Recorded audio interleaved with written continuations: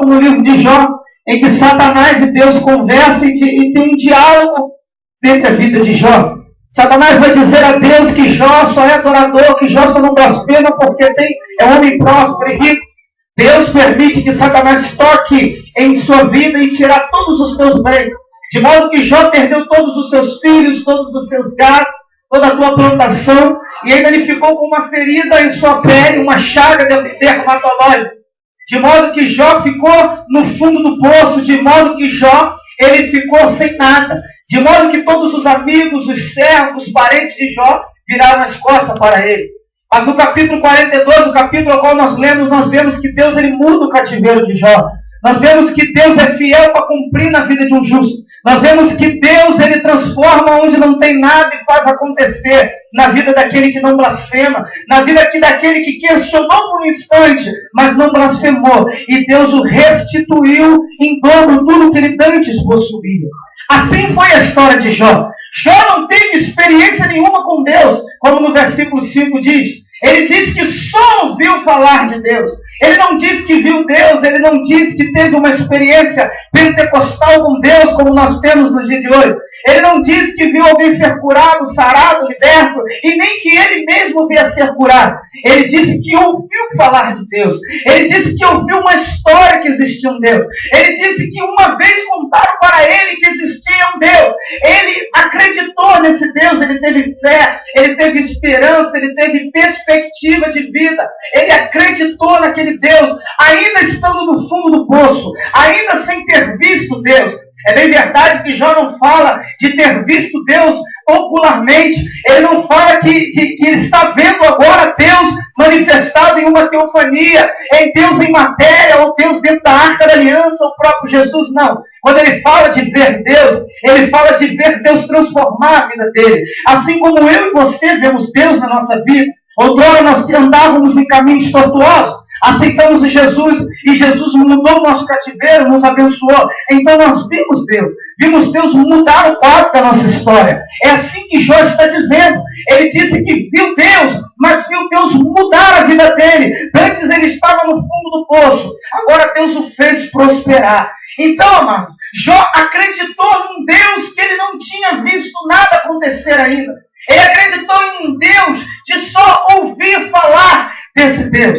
Nessa noite, talvez você entrou por essas portas numa situação diversa de Jó. Talvez você entrou aqui e nunca teve uma experiência com Deus. Nunca viu Deus mudar o quadro da história de ninguém. Muito menos ser batizado com o Espírito Santo ou sentir a presença de Deus. Então eu quero te provar nessa noite que Deus existe. Não de forma pentecostal. Não de forma que você vai ver um cego entrar por aquelas portas agora e passar a enxergar, ver sinais, ver prodígio. Não. Eu quero te fazer entender dentro da ciência e dentro da filosofia que Deus existe. Para tudo que você olhar, para tudo que você buscar, tudo que está ao nosso redor nos mostra a existência de Deus. Você não precisa ser batizado com o Espírito Santo. Você não precisa estar cego e passar a enxergar. Você não precisa entrar numa cadeira de rodas e sair andando. Mas você vai acreditar que Deus existe sem ter uma experiência com Deus. Você vai acreditar que Deus existe assim como Jó. Então nessa noite eu quero te apresentar 5 provas da existência de Deus. Fala com o irmão que está do seu lado. 5 provas da existência de Deus. Pois bem, diz a história que havia um homem por nome de Aristóteles na Grécia Antiga, 300 anos antes de Jesus. Esse homem tinha por nome Aristóteles, era o pai da filosofia. O primeiro dos grandes filósofos da história. Esse homem não acreditava em Deus. Muito menos chegou nos ouvidos dele que existia um Deus lá na pequena Israel, nesse tempo, um país, uma nação pequena, oprimida por Roma. Muito menos ele ia lá saber de uma nação fraca naquela época, que existia um Deus poderoso naquela nação. Ele acreditava no Deus Zeus, ele acreditava no Deus Ares, ele acreditava no Deus Poseidon. Deuses que nós sabemos que não existem. Existem só na mente daqueles que têm a mente fértil, aqueles que têm a mente fraca. Pois bem, mas ele vai elaborar uma filosofia dentro da lógica. E ele vai elaborar essa filosofia e vai dar o nome a ela de motor e movido, ato e potência. Dentro dessa filosofia, Aristóteles vai dizer que tudo que há na Terra, de que tudo que há no mundo, existe algo que move outra coisa. Ninguém nasce, ninguém é sustentado por si próprio, ninguém se locomove por si próprio. Ele vai dizer que há um motor que move todas as coisas no mundo. Se você olhar ao seu redor, você vai ver que carro não anda sem gasolina, carro não anda sem motor e muito menos sem motorista. Você vai olhar para si mesmo e vai ver, se você ficar uma semana sem beber água e sem se alimentar, você fica debilitado, fraco, anêmico, está arriscado até a morrer e entrar no coma. Você vai ver que os animais dependem de alimento. Você vai ver que a planta depende da chuva, do sol, para poder viver também. Você vai ver que tudo no mundo depende de uma coisa. Você vai ver que por uma flecha chegar no alvo, ela depende do arqueiro e depende do arco. Você vai ver que tudo na vida tem algo que move outra coisa. Ninguém nasce, vive e morre por toda a sua vida sem que precisa de um alimento ou que precisa de um combustível para se locomover.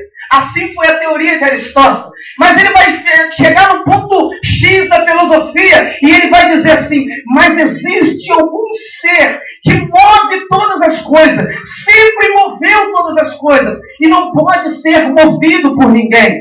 É bem verdade que ele não está falando do Deus que ele adorava. Ele não estava falando de Zeus. Quem conhece a mitologia grega sabe que o Deus que eles acreditavam, Zeus, ele depende da adoração do povo para ser forte. Ele fez o povo, mas ele depende que o povo o adore. Porque se o povo não lhe adorar, ele fica fraco. E o Deus Hades, aquele que morava lá no Sheol, ele ficava forte, destruía esse Deus Zeus. Quando ele olha para o próprio Deus dele, ele vê que o Deus dele é dependente da adoração do povo. Então ele diz: até acima desse meu Deus tem algo que não depende de nada, não depende de ninguém para se mover, para se sustentar. Ele não chegou a uma conclusão, ele não chegou a uma resposta. Se você não sabe essa resposta, eu vou te dar nessa noite. Esse ser não é ninguém senão Deus, que fez todas as coisas, que sustenta a minha e a sua vida. Deus em mim, você é Deus. Deus é a minha e a sua adoração. Ele continua sendo Deus. Deus se agir a mim e a sua vida. Ele é Deus. Se Deus nos fazer um milagre, Ele é Deus. Se Deus não fazer, Ele continua sendo Deus na sua vida. Ele vai dizer uma coisa desse Deus, duas coisas vão ouvir: que todo poder pertence a Deus. Você não saiu da sua casa em vão. Você veio adorar aquele que fez o céu, a terra, sustenta você, me sustenta e sustenta toda a órbita do mundo. Se você crê nisso, joga a mão pro alto, porque você não adora Deus, você adora Jesus, o Nazareno Todo-Poderoso. Aristóteles só estava adorando Deus errado. Se eu pudesse encontrar com ele, um dia eu ia apertar a mão, lhe dar um abraço e dizer: você estava correto, mas eu estou mais correto do que você, porque eu tenho a resposta da sua teoria. Esse Deus é Jesus o Nazareno. Primeira prova da existência de Deus: Ele sustenta todas as coisas, Ele sustenta todo o ser vivo, Ele sempre sustentou e sempre vai sustentar. Segunda prova da existência de Deus, da causa primeira: havia um homem por nome Tomás de Aquino, e ele elaborou também uma filosofia, e ele viu que tudo na terra foi feito com alguma finalidade. Ele viu que tudo ao redor dele, todos os animais, toda a natureza, tudo foi feito com uma finalidade. Se ele olha para um pé de laranja, ele vai ver que a laranja ela foi feita porque o sumo dela faz suco, porque é uma vitamina C, porque a folha da laranja é um remédio e assim sucessivamente. Se ele olhasse para um jumento, ele dizia: esse animal ele foi feito para carregar carga pesada. Se ele olhasse para um cavalo, ele vai dizer que aquele animal foi feito para nos locomover de um lugar para o outro.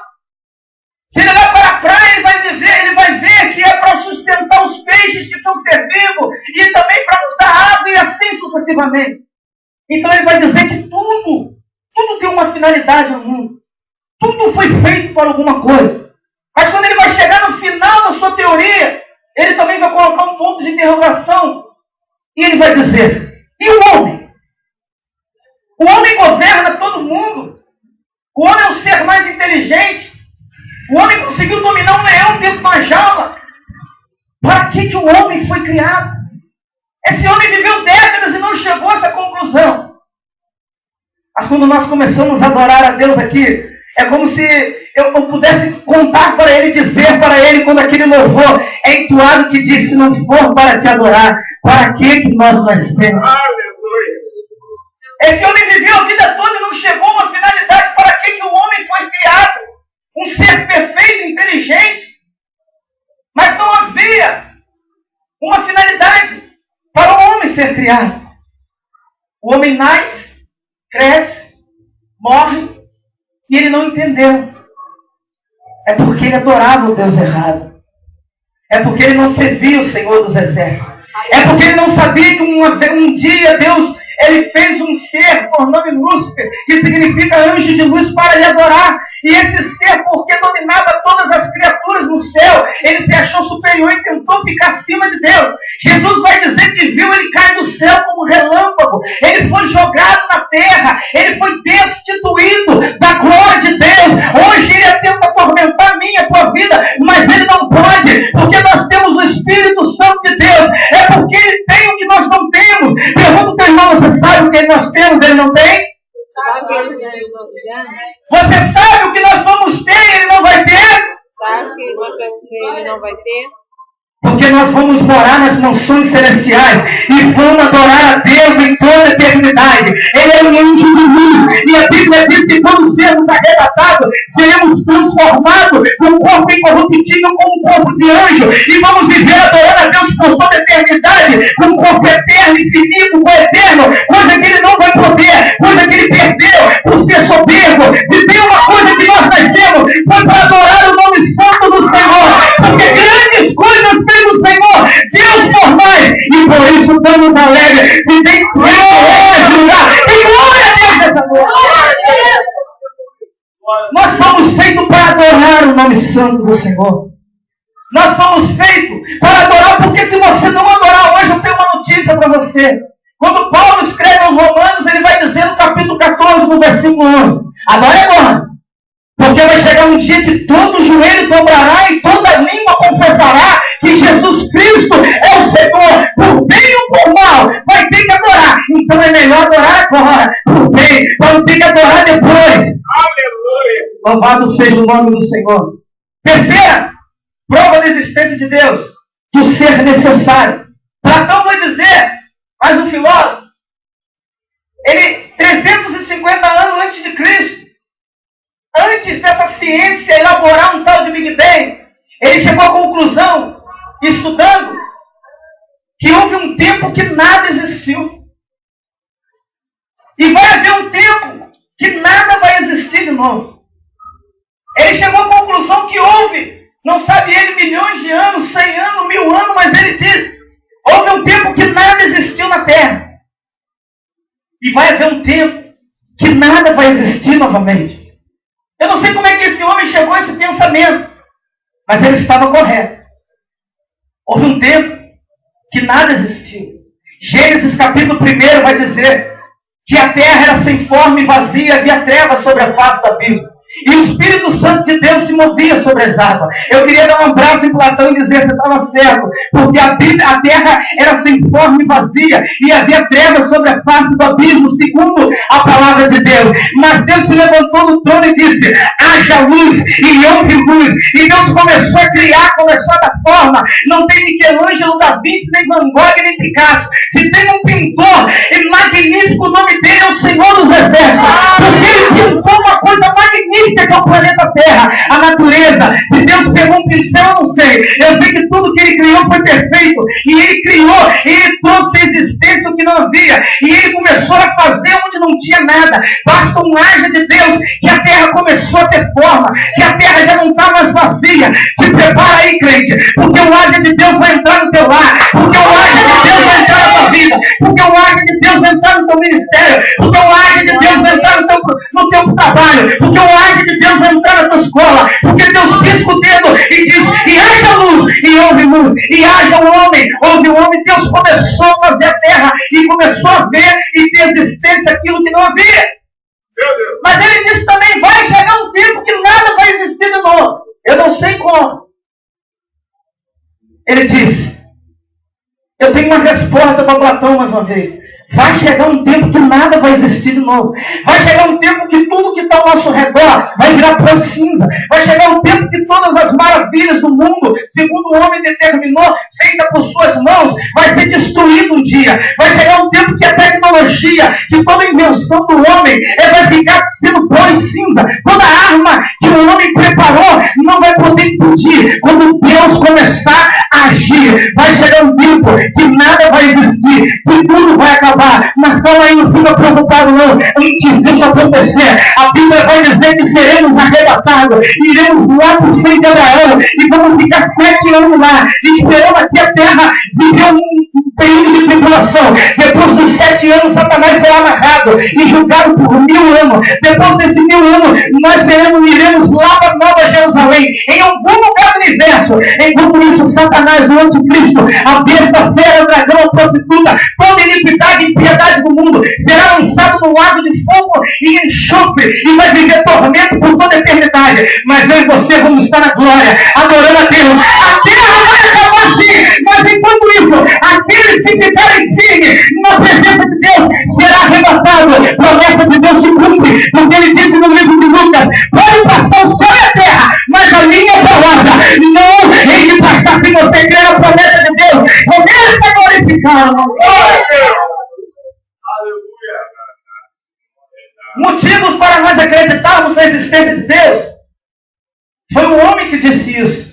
Ateus que disse isso. Que nada existiu e nada vai existir. E ele não tinha contato com a Bíblia. Mas ele estava correto com aquilo que concede a palavra de Deus. Quarto motivo. A perfeição do mundo. A perfeição do homem. Como explicar que tudo na Terra é perfeito? Como explicar que o nosso organismo, que o nosso corpo humano é perfeito? Como explicar que há uma planta para toda doença, há um animal para todo tipo de carne e trabalho honesto? Como explicar que a natureza é bela e perfeita? Como explicar que o planeta Terra é perfeito? Nos concede ar para viver? Como explicar que fora da órbita da Terra nós não conseguimos viver? Como explicar que todo o corpo humano, tudo que está ao nosso redor, não feito por mãos de homem, mas feito por mão de Deus, é perfeito? Tomás de Aquino não entendeu. Ele queria explicar, principalmente, como que o homem é perfeito. Ele disse, todas as coisas é perfeito, mas eu não consigo entender tamanha imperfeição do homem. Segura essa, Tomás de Aquino. O homem é perfeito porque ele foi feito a imagem e semelhança de Deus. E quando Deus faz algo que parece não ter, eu e você somos desejados ao povo. Que o Pai de glória! Perfeito porque você foi feito a imagem e semelhança de Deus. Imagine um homem com 3 cabeças. Imagine um homem com 5 braços. Imagine um homem com 5 olhos, parece um ET, parece um avatar, tudo esquisito. Imagine que esse lindo ou essa linda do seu lado tivesse 5 bocas. Imagine aquela fofoqueira que fica te perseguindo com 10 bocas. Imagine aquele perseguidor que tenta parar teu ministério com 10 dedos indicador, só um indicador apontando para você. Imagine quem quer parar a tua vida com 5 línguas, vai ser 6 caixão no corpo e mais 5 para língua para tentar te parar. É por isso que Deus coloca os pingos só em cima do I. De vez em quando ele tenta botar no J, mas ele preferiu botar no I. É por isso que Deus faz tudo perfeito. E é por isso que Deus falou, façamos o homem a nossa imagem e semelhança, conforme a nossa semelhança. E ele dominará as aves do céu, os peixes do mar e toda criatura da terra. Imagine se nós não dominássemos todas as criaturas da terra. Imagine só, Satanás é uma criatura. Imagine se ele me dominasse você. Eu vou falar com o inferno agora, você não pode, Satanás. Porque sobre a nossa vida tem a unção de Deus. Segura essa imagem que vai entender o teu inferno. Não pode. Sabe por quê? Porque o Salmo 91 diz que Deus cairá no teu lado, 10.000 à tua direita, mas o povo de Deus não pode ser atingido. Porque o som de Deus não pode não. Porque o som de Deus porque somos perfeitos, porque somos nascidos na mente e no coração de Deus. Porque de toda a criação de Deus, o homem é a coroa. Porque o homem foi feito para ser cabeça e não cauda. Quinta, prova da existência de Deus. A inteligência ordenadora do homem. O governo do homem no mundo. Aristóteles vai dizer mais uma vez que todo governo no mundo um dia se levanta, cria grandes exércitos, ganham grandes nações, se enche de prata e ouro, mas um dia vira pó e cinza e ruim. Ele vai dizer que toda a liderança um dia ela acaba. Tudo na nossa vida gira em torno de uma liderança. Você tem uma liderança no seu lar, ou você é a liderança no seu lar. Você tem uma liderança na sua escola, você tem uma liderança no seu trabalho, você tem uma liderança na tua igreja, você tem a liderança em todos os ambientes e localidades que você conviver. Mas toda liderança, um tempo ela se acaba, um tempo ela se finaliza. Mas ele disse que há alguma liderança na terra que rege todas as lideranças e que nunca vai se acabar. E mais uma vez, ele deve ter sentado, dado duas coçadas na cabeça e dizer, eu não sei que liderança é essa. Mas há uma liderança no mundo que rege tudo e que nunca pode se acabar. Daniel capítulo 3. A Bíblia vai dizer que os reis têm um sonho. E o rei sonha um sonho que ele vê uma estátua. E quando ele olha aquela estátua, ele vê detalhes e vê fragmentos diferentes. E diz a Bíblia que a cabeça daquela estátua era ouro, os ombros eram prata, o ventre era de cobre, as pernas de barro, as pernas de ferro, perdão, e os pés de ferro misturados com barro. O rei não entendeu e começou a buscar alguém que interpretasse. Disseram que havia um homem servo do Deus Altíssimo por nome de Daniel. E aquele interpretava. Daniel chegou para o rei e disse, eu não interpreto nada, senão Deus que rege a minha vida. E ele disse, rei, eu já até sei que sonho é esse, porque Deus me revelou. E você viu uma estátua assim, assim, assim, o rei é. E o rei, o que é isso? Ele falou, cada fragmento de metal desse é um reino do mundo, que um dia vai se levantar, mas vai se acabar. O reino de ouro era o reino da Babilônia, o reino de prata era o reino da Medo-Persa, e o reino de bronze era o reino grego, o reino de ferro era o reino de Roma, o reino de ferro misturado com barro são as nações que hoje em dia regem o mundo, que um dia foi a Grã-Bretanha, que hoje está sendo os Estados Unidos, que possivelmente um dia será a China, mas todas essas potências do mundo se levantaram e caíram, se levantaram e caíram. Mas Daniel falou, calma aí, rei, eu não acabei de interpretar, o rei, o que ele fala, Daniel? Ele disse, agora sai uma pedra cortada de um monte, e essa pedra destrói todos os reinos do mundo. E essa pedra não pode ser destruída por nenhum reino, porque essa pedra é indestruível. E a Bíblia vai dizer no livro de Mateus que Jesus vira para os seus discípulos e pergunta, quem sou eu? Um se levanta e diz, tu é Jeremias. E ele pergunta, quem sou eu? O outro se levanta, tu é Elias. E ele pergunta, o outro, quem sou eu? O outro levanta, tu é João Batista. E ele pergunta, Pedro, quem sou eu? Pedro falou, tu és Cristo, o Filho do Deus vivo, o Filho do Deus vivo. E ele fala, bem-aventurado és tu, Simão, porque sobre tu és Pedro, e sobre porque tu és Pedro, e sobre essa pedra eu edificarei a minha igreja, e as portas do inferno não prevalecerão. Pedro não é a pedra nenhuma, a pedra que a igreja está alicerçada é a verdade que Pedro falou, e a verdade que Pedro falou que Cristo é o Filho do Deus vivo. Se Cristo é o Filho do Deus vivo, e ele é a pedra que é o alicerce da igreja, nós estamos falando do reino de Deus. O reino de Deus é um reino que sempre existiu, que destrói todos os reinos do mundo e sempre vai existir. Pode fazer sinal de continência, porque você está no exército certo, que o reino que sempre existiu, que sempre vai existir. E quem está na frente como general de batalha não é Abner, não é Joabe, e muito menos Davi, é Jesus de Nazaré, o general de guerra. O reino de Deus é o reino que vai viver para sempre, porque Deus é eterno, coeterno e Pai da eternidade. Se você crê nisso, por favor, dê um prato de glória ao nome de Deus. Então, dentro da filosofia e dentro da ciência, nós entendemos que homens que não tiveram contato com Deus, que nunca aceitaram a Deus, Eles disseram que havia um ser magnífico, supremo, um ser poderoso, um ser onipotente, um ser onisciente e também um ser onipresente. Eles não souberam falar de quem é esse Deus, mas eles disseram que existe, existe. Que tem, tem. Eles não tiveram experiência com Deus, mas eles praticamente confessaram em outras palavras que existia um Deus. Agora eu falo de Jó, que não teve experiência com Deus. Provavelmente, segundo os historiadores, quem veio escrever o livro de Jó, provavelmente tenha sido Moisés. Porque Jó é da terra de Uz, a mesma terra do sogro Jetro, sogro de Moisés.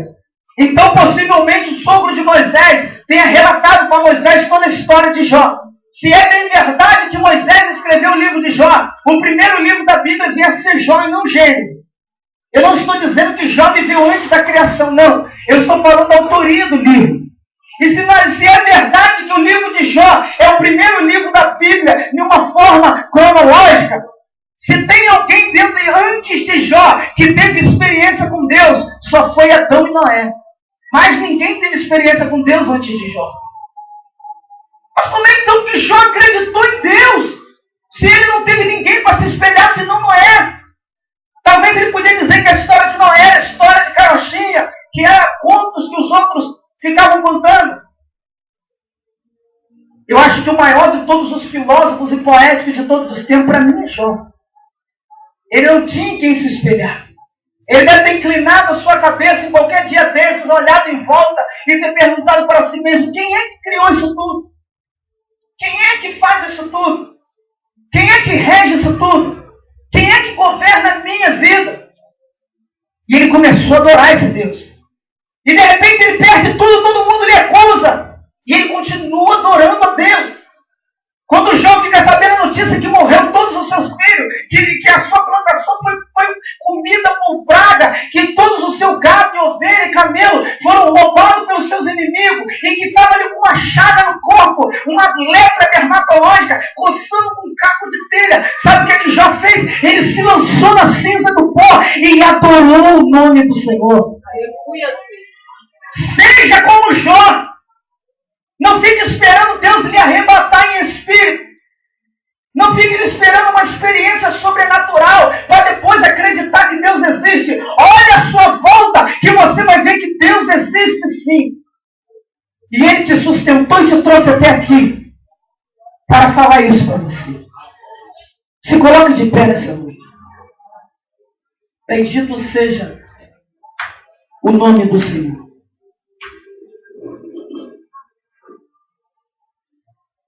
É bem verdade que nós não precisamos nem de ciência e filosofia para falar de Deus. Nós temos a palavra de Deus. Mas existem muitas pessoas. Eu já vi pessoas falar comigo. E como nós dizíamos aqui ontem aqui na aula, tem gente que não acredita na Bíblia, porque a Bíblia foi escrita por homens. E eu até brinquei aqui na aula, eu disse assim: imagine se descesse um ET aqui de disco voador e apresentasse a Bíblia para o homem. Será que o homem ia acreditar? Imagina se um peixe botasse uma caneta na boca e escrevesse a Bíblia. Você ia acreditar? Você ia acreditar que um dinossauro escreveu a Bíblia? Você ia acreditar que uma sereia escreveu a Bíblia? Você ia acreditar que havia algum ser que escreveu a Bíblia? Tinha que ser o homem. O ser mais inteligente. Um instrumento de Deus. O instrumento que Deus mais gosta de usar. Meu Deus. Se você ver dentro da Bíblia, Deus usou os anjos meia dúzia de vezes. Mas o homem ele usou mais de 1000. Quase 1000 profetas, reis, sacerdotes, homens de Deus. Tem gente que não acredita que Deus existe. Dentro da Bíblia, então, nós temos que apelar e mostrar que lá no mundo eles ainda falam eles mesmos falam que Deus existe. Só que não com as mesmas palavras que nós usamos. Vamos adorar a Deus nessa noite.